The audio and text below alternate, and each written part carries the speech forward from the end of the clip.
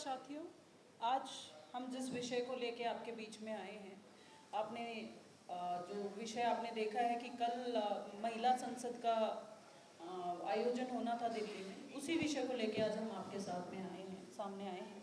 सबसे पहले मैं मेरे साथियों के नाम लेना चाहूँगी कि इस प्रेस कॉन्फ्रेंस में हमारे साथ कौन कौन बैठे हुए हैं। BKU कादियां से कमल मोहाली जी हैं, एडवोकेट धर्मवीर ढिंडसा जी हैं इनकलाब मंच से, नौजवान किसान एकता मंच से हैं कृपाल सिंह जी, गुरमीत सिंह मंगट जी हैं यूपी से, धर्मपाल बडाड़ा जी हैं हमारी जो मेरी खुद की खाप आती है सतरोल खाप से, और अशोक भलारा जी हैं हमारे साथ जाट संघर्ष समिति से। ये सारे साथी आज आपके सामने रूबरू होने आए हैं। मैं अपनी बात शुरू करती हूँ। ठीक है, अभी साथियों आप सबों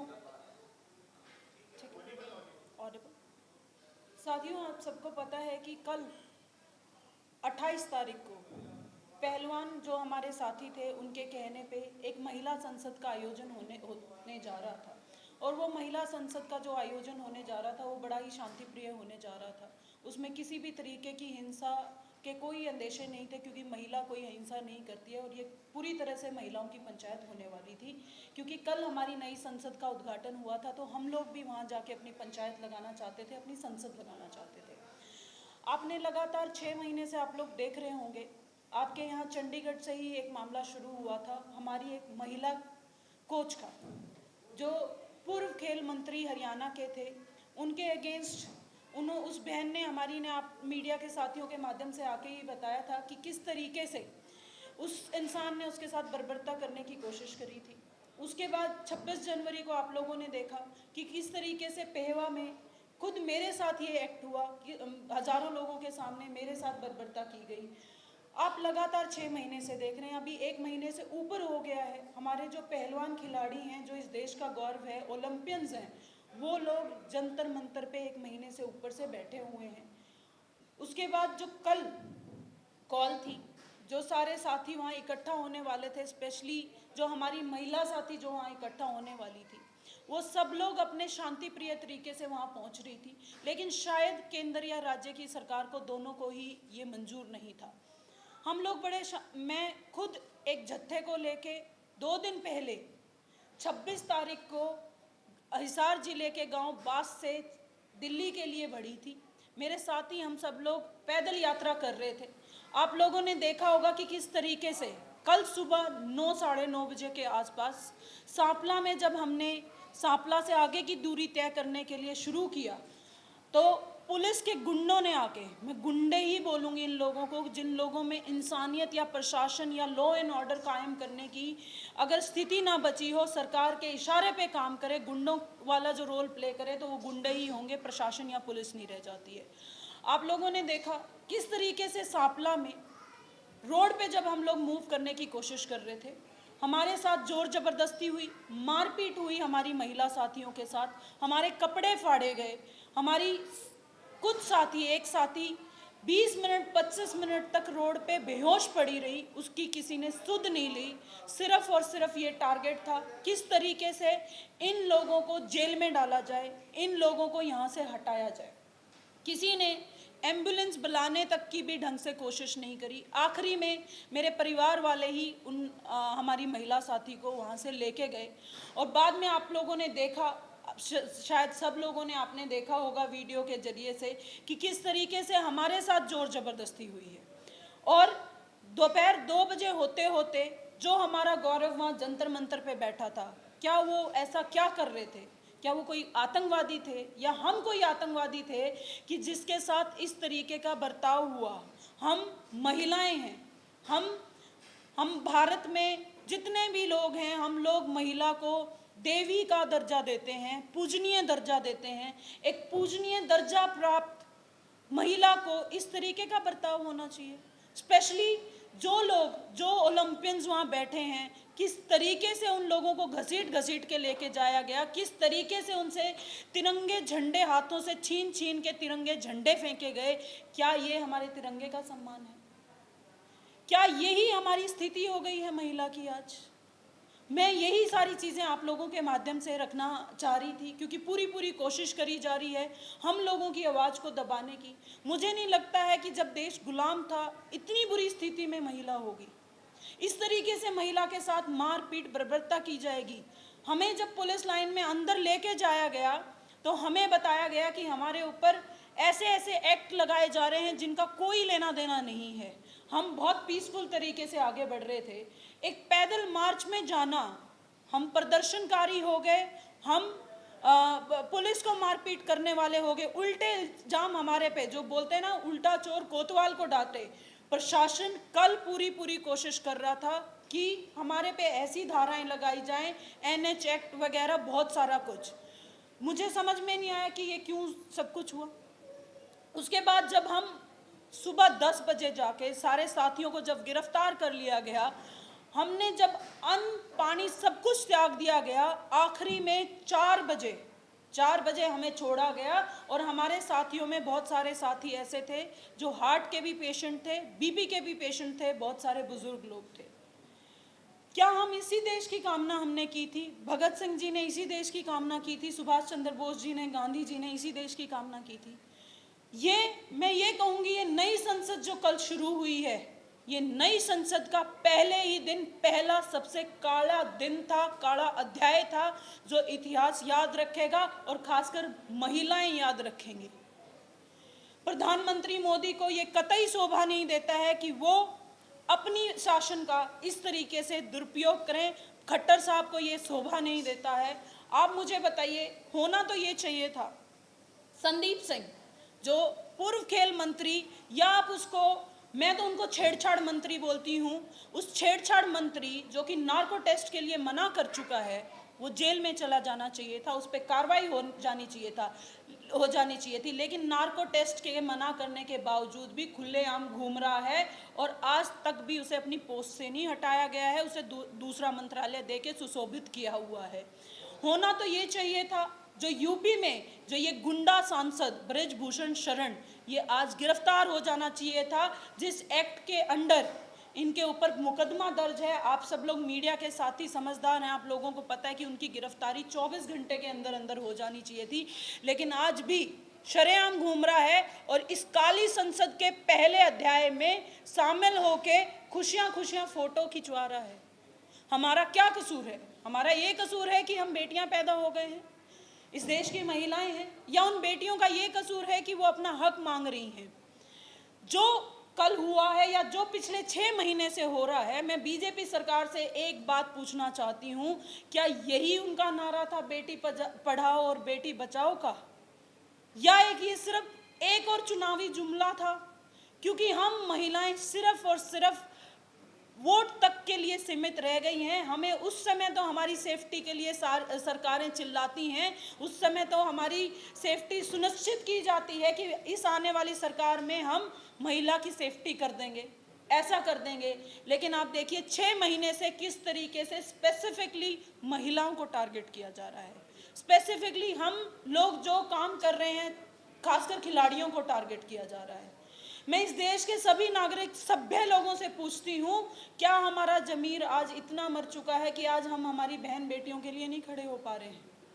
मेरा इस सरकार को एक ही निवेदन है, आपने जो करना है आप कीजिए, आप हमें मरवाइए, आप हमें जेलों में डलवाइए, हम नहीं डरते हैं, ना ही हम डरेंगे। जो मर्जी प्रेशर करवाना है आप करवा लीजिए, लेकिन सिर्फ एक ही अल्टीमेटम है, या तो आप हमारा समाधान कर दीजिए, ब्रजभूषण शरण को जेल में डाल दीजिए और संदीप सिंह को जेल भेज दीजिए, गिरफ्तार कीजिए, नहीं तो आने वाले टाइम में 1-2 दिन के अंदर अंदर हम ऐसी कॉल लेंगे, हमारे खिलाड़ी, हम सब लोग मिलके ऐसी कॉल लेंगे कि सरकार की ईंट से ईंट बजा देंगे। फिर सरकार ये ना कहे कि हमने अल्टीमेटम नहीं दिया था, अब ये अंत आ चुका है, इसके बाद हमारे से सहा नहीं जाएगा। हम रोडों के साथ साथ हर घर में खुद सुनिश्चित करेंगे जा जाके कि ये सरकार की जो निर्दयता है सब लोगों को एक एक घर में पता चले।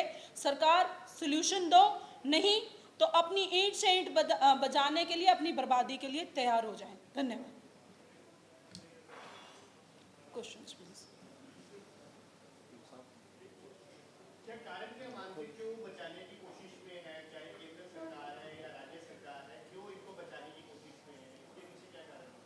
देखिए, आप लोगों को पता है ये दोनों ही लोग बीजेपी से जुड़े हुए हैं।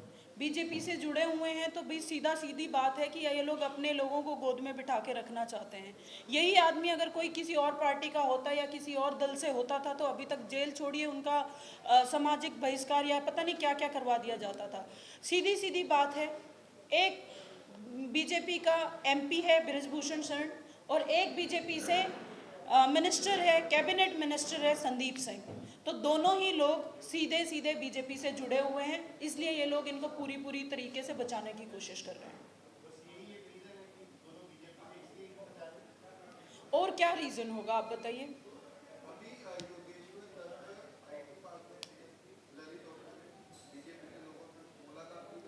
जी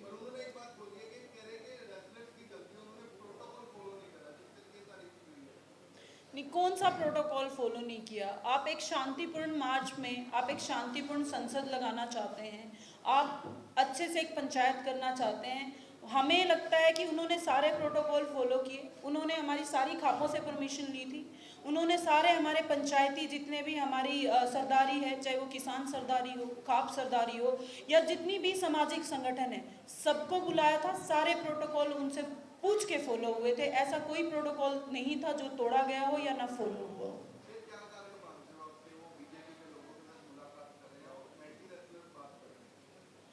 देखिए, कुछ लोगों के जमीर मर जाते हैं। मुझे लगता है वो साथी जिनकी आप बात कर रहे हैं उनके पास भी शायद जमीर नहीं बचा है। एक एक पार्टी के हथों मजबूर होके रह गए हैं, शायद अपने किन्हीं छोटे लालचों की वजह से। मैं पहलवान योगेश्वर दत्त कह रहे हैं कि ये पूरा जो भी हुआ है, सरकमस्टेंस जो भी कल हुआ है, वो पूरी राजनीति से प्रेरित था। हालांकि प्रोटोकॉल के हिसाब से जैसे मैंने भी कहा, ये राजनीति से पूरा एक विपक्ष की पार्टी ने सारा कुछ करवाया। उसको किस तरह से आप देखिए, मुझे नहीं लगता कल कोई भी राजनीतिक पार्टी उसमें जो भी हम संसद करने जा रहे थे उसमें किसी भी राजनीतिक पार्टी को बुलाया गया था। सिर्फ और सिर्फ ये कॉल खापों की, किसान संगठनों की और सामाजिक संगठनों की थी। जो लोग इन्हीं चीज़ों से जुड़े हुए लोग हैं उन्हीं को बुलाया गया था और पर्टिकुलरली इसमें हिस्सा लेने के लिए भी वही लोग आ रहे थे। तो मुझे समझ में नहीं आ रहा कौन सी राजनीति की वो बात कर रहे हैं। हाँ, मैं ये कहूँगी वो जरूर एक स्पेसिफिक पार्टी की राजनीति करने के लिए अपने जमीर को मार रहे हैं। लॉ एंड ऑर्डर की बात भी की, लॉ एंड ऑर्डर को क्योंकि ये भी कहा गया विद्यार्थियों की तरफ से कि लॉ एंड ऑर्डर को खराब किया जा रहा है और लॉ एंड ऑर्डर को देखते हुए पुलिस ने जो ये एक्शन लिया। मैं कई सारे लोगों की बात ना करते हुए स्पेसिफिकली मेरे बारे में बताती हूँ। मैं बड़े शांति प्रिय तरीके से 3 दिन से चल रही थी, कल भी चल रही थी, और जब मुझे उठाया गया मैं किसी भी तरीके से किसी भी काम को बाधित नहीं कर रही थी, ना ही हम कोई हिंसावादी तरीके से कर रहे थे। तो लॉ एंड ऑर्डर कहाँ डिस्टर्ब हुआ? Yes please. पत्रकार महोदय, आपने लॉ एंड ऑर्डर की बात की है। शायद आपको ये पता होगा, वही लॉ एंड ऑर्डर कहता है कि जब पॉस्को एक्ट लगा हो तो तुरंत गिरफ्तारी हो जानी चाहिए। I think you must be aware of that. तो ये वो नहीं है कि ये वन वे है। जो भारत का कानून है वो सबके लिए इक्वलेंट है, सबके लिए बराबर है। ठीक है, तो लॉ एंड ऑर्डर की दुहाई वो दे जिन्होंने इसको डिफाइन किया है। हम जो कॉन्स्टिट्यूशन ने हमको अधिकार दिया है उसके तहत ही सारा ये कार्यक्रम हुआ गया है। ठीक है, हाँ इतना जरूर है, जब अंग्रेजों की हुकूमत थी तो जब पीसफुली हमारे प्रोटेस्ट करते थे तो उस पर जो लाठीचार्ज और जो बिहेवियर होता था वही आजकल हो रहा है, और ज़्यादा कोई फर्क नहीं। दूसरी बात,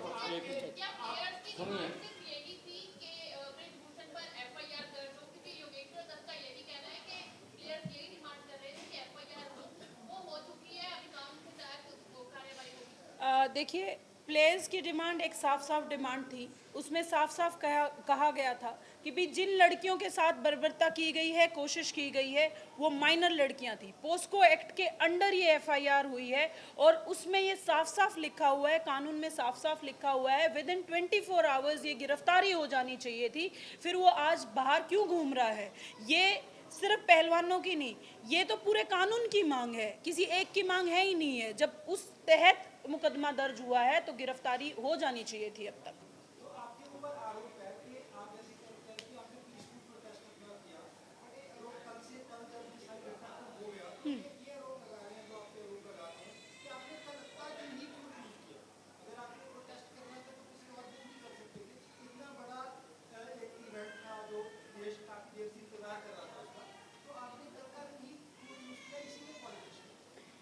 एक बात बताइए, किसी भी पहली बात तो ये प्रोटेस्ट नहीं था, ये संसद थी, पंचायत थी, जो हम भी करना चाहते थे। हम नई संसद के उद्घाटन का पार्ट होना चाहते थे। पहली बात तो ये प्रोटेस्ट नहीं था, don't call it a protest. और ये इतना पीसफुल था, आप लोगों ने कहीं पे भी इसमें हिंसा का नाम हमारी तरफ से नहीं सुना होगा, पुलिस और प्रशासन और सरकार की तरफ से ही आपने हिंसा का सुना होगा। तो क्या हम देश की महिला होने के नाते से अपनी नई संसद के उद्घाटन का पार्ट नहीं हो सकते? क्या हम उस चीज़ को नहीं देख सकते जिस चीज़ को इतना बड़ा इवेंट बनाया गया, देश का सबसे बड़ा दिन बनाया गया? हम भी पार्ट होना चाहते थे, हम भी उस संसद का उद्घाटन होते हुए देखना चाहते थे। देखिए साथियों, एक बात हमारे दो पत्रकार साथियों ने पूछी है। हम भी सामाजिक नेता होने के कारण अशोक बलहारा, योगेश्वर पहलवान के बारे में बात आई है। हमारे योगेश्वर पहलवान भाई उसी पार्टी विशेष से जहाँ संदीप सिंह ब्रजभूषण आते हैं, बड़ौदा उपचुनाव वो लड़ चुके हैं। और आज ये कहना कि भाई जांच चल रही है, पास्को एक्ट के अंदर जांच नहीं होती, एफआईआर दर्ज होने के तुरंत बाद गिरफ्तारी होती है। एक बात, इन सब बातों से ऊपर जिस प्रकार से कल इस संसद जो पंचायत लगने जा रही थी, उसमें बेटी सोनिया के साथ और हमारे अंतर्राष्ट्रीय खिलाड़ी ओलंपियन साक्षी मलिक, विनेश फोगाट, संगीता फोगाट और बजरंग को जिस तरीके से घसीट करके, वही बच्चे वो हैं जब प्रधानमंत्री जब वो तिरंगा विदेशों में फहरा करके मेडल जीत के ले आए थे, जब उनके घर के बच्चे बताए थे, आज उन बच्चों को सड़क पर घसीटा जा रहा है। उनके हाथ से तिरंगे पुलिस वर्दी वाले लोगों के पैरों के नीचे कुछ ले जा रहे हैं।